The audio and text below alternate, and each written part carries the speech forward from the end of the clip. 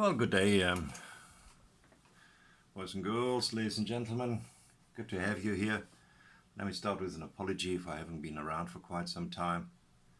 Kind of felt, you have a couple of people are really looking at it. If 100, 200 views, is it really, worth it? But then every 2 or 3 weeks, another chap subscribes to the channel, and then you kind of feel guilty.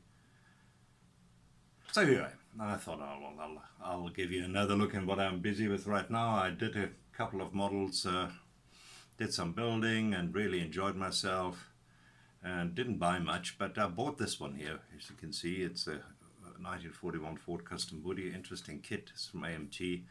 It was apparently originally came out in the early 90s. Looking at the part when I now just unpacked it, it might have been before that, so I would welcome if one or two of you in the comments can give me an idea how old the original kit really is. It is a repop, quite clearly, and it always appeared to have been a custom woody, so there is also in this kit no possibility to make it a stock woody, which is something I still would like to do.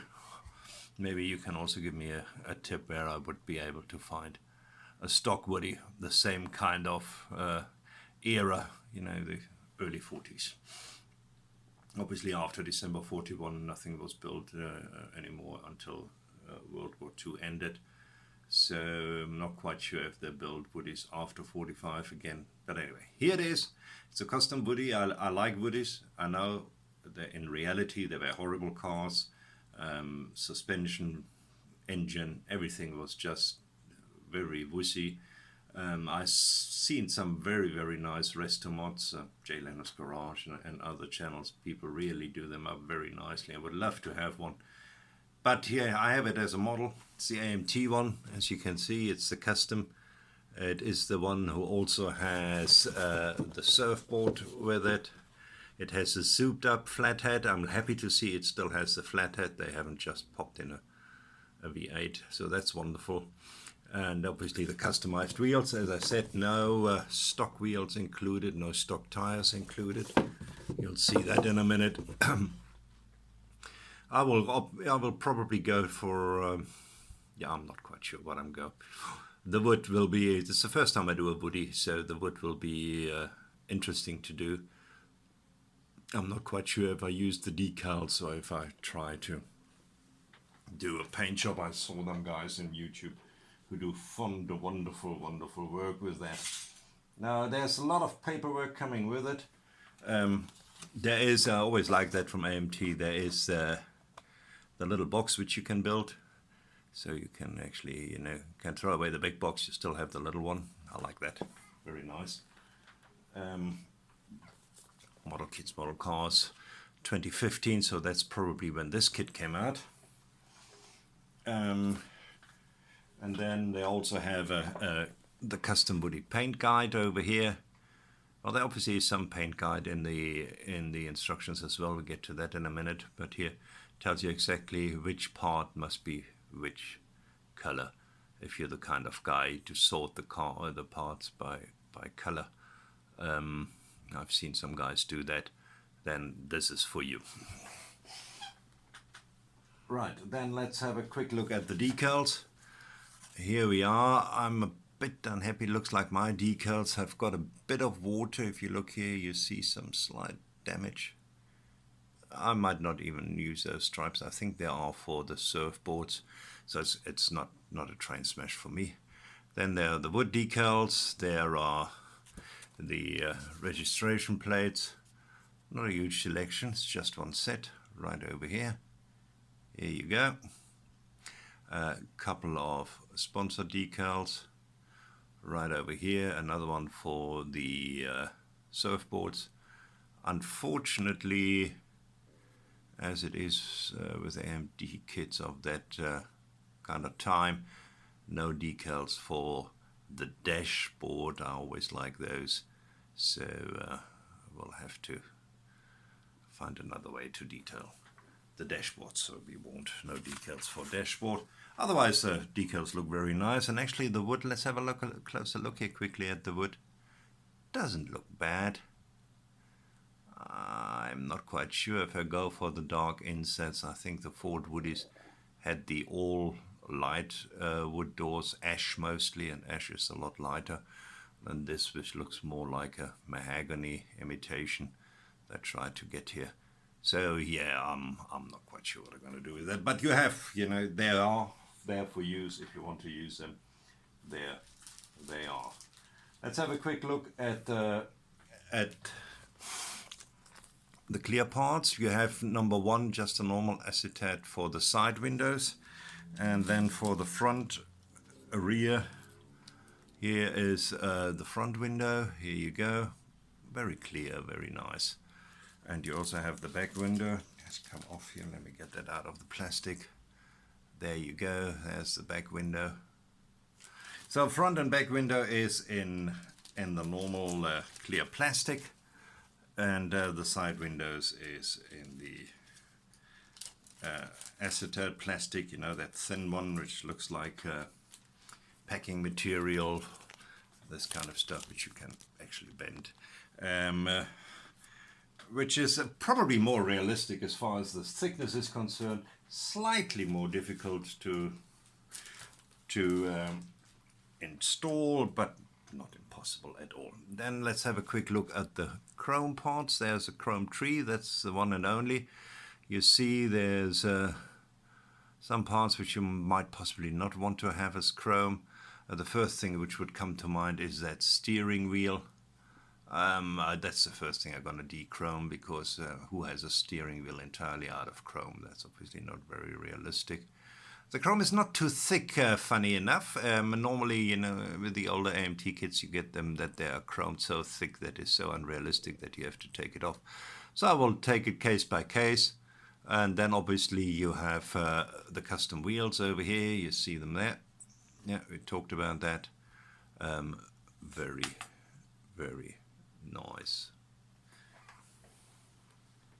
Right, now we can get to the normal plastic. Oh no, before we do that, let's have a quick look at the instructions, because there's something which I found interesting. It's an normal AMT instructions of the newer makes, so it is a bit more complete. It has a paint guide right over here. You can see there's the paint guide. It has other stuff which it even tells you, and I like that very much. You know, if you don't know much about cars, and you want to learn more, well, this is a way to do it, because they name every part. They tell you where's the cylinder head, exhaust headers, fan, belt pulley assembly, front cover assembly. Oh, you know, that is actually very nice. I like that a lot. So you see that little souped up flathead. And then interesting on this side, that's what I would like to show you. It kind of has an inner body and an outer body. So the inside is separate from the outside. I like that, so you can detail that very nicely before assembly. And why not? Then the rest of the instructions are pretty much standard AMT. Here you go. There you see how you first build the inner structure right over here. And then once you have done that and put everything in, then the outer body comes over it. Okay, and at the end, if you're lucky, it comes out like that. Well, if you're lucky and better than me. Here you are. Right, but let's have a look at the white plastic. Well, here are some of the inner parts, and you can see straight away there is a fair amount of flesh on these, so some cleaning up will be needed. I just built a very nice Rebel kit of a, let me have a look, what was it? A 62 Chevy Impala, which nearly had no flesh, was very, very beautiful. So this is in stark contrast to that, I must say, but it is from AMT of that vintage, what you probably would expect. The detail, so on the other hand, is not too bad. If you look at that here we go, door handles and window winders and that kind of stuff. If you ever have small children and you have a car with window winders and you don't know how to keep them busy, let them open the car and let them check out the window winders. Hours of fun. I've never seen that before. Right, that's the other side of the inside panels that obviously then will be covered by the body. So these are some of the seats, as you can see, and as you can also see, a bit of cleaning up to do. There we go, there's the frame and other parts which will help you. I think that's the boot which you see on top here, right over there, and a part of the bumper holders over there. That's all part of the frame. Here we go, I'll just take them as it comes. So while we were at the frame, you can see that's also part of the frame, and then you can see the spare wheel cover, which is what you see right over here. Oh, look at me, old man shivering. Here you go. And here, once again, part again of the peculiar inner shell right over there, right on top. You see the cylinder head right over there. So that's all engine parts, which you can see over here, which you can detail very nicely. Engine halves, well, you will find them right over here. The traditional Ford 8 flathead. Here we go, that's the pan, bottom pan. Very basic, not much detail. There's a bit of a rubber mat over there on the driver's side, and there's the detail of the bottom. Not much really, but enough to keep you happy. For me, it certainly is enough. Here we have the surfboard. You guys might remember quite some time ago I had the Bandito, which also had surfboards. I'm good on surfboards because I haven't finished any of them. Not a surfer, no particular interest in them. But here we are. If you need a part, you can cut it out of the surfboards. Then, while I see it floating around, here's the bonnet. There you go. Very nicely molded. Actually looks pretty clean too. So, no problems there. You can see the writing on the inside. High quality, 2015, made in China. And some more seats over here. There you go.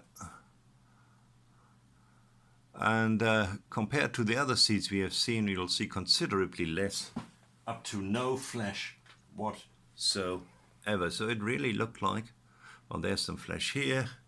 I guess that belongs to the wheels, what we see over here. And then obviously the fan, cooling fan for the engine, the four-blader. That's part of the inner body, which we were discussing earlier, right over here. Also some cleaning up to do. There's a console as well, if you like one. And then here, part of the suspension. We can see the rear suspension right over here. A drive shaft is already attached to it. We can see the exhaust with the dual here at the back. That's quite wild. We'll see. That's just the other half of the back suspension, and then some other suspension parts. Not too many. I think the whole kit has around about 95 parts, so it's not particularly fiddly. Doesn't have too many parts. And then we come to the body, which you see right over here. Yeah, very nice. Don't like it that the handles are molded in. I normally like to add them later. I prefer that. I see also that the wipers are molded in. I'm also not a huge fan of that, but it is as it is. All in all, it has a nice structure to the roof. Of course, it obviously had this structured kind of vinyl roof on there, so that's interesting. I like that. And as you can see, the wood detail, there's even some wood grain. I don't know if you can see that. I'll try to put some light on it here.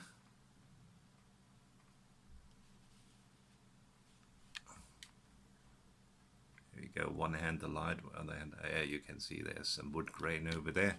So there is some wood grain structure, very faint, so you need to be very careful, should you paint it, that you don't paint it flat, that the wood grain structure stays with you. You will have to probably rescribe it a little. Yeah, some very interesting details in this kit. There are mold lines. There are. I mean, let's not kid ourselves. You can see them over here. So there will be some sanding required to get it nice and smooth. And that's part of model building. I don't mind that at all. Put some nice music on, some Red Pack or whatever I'd like to listen to, and then I'll just go ahead and sand and prepare my stuff. But all in all, I actually like it. I think it's very straight. So there's no problem with straightness.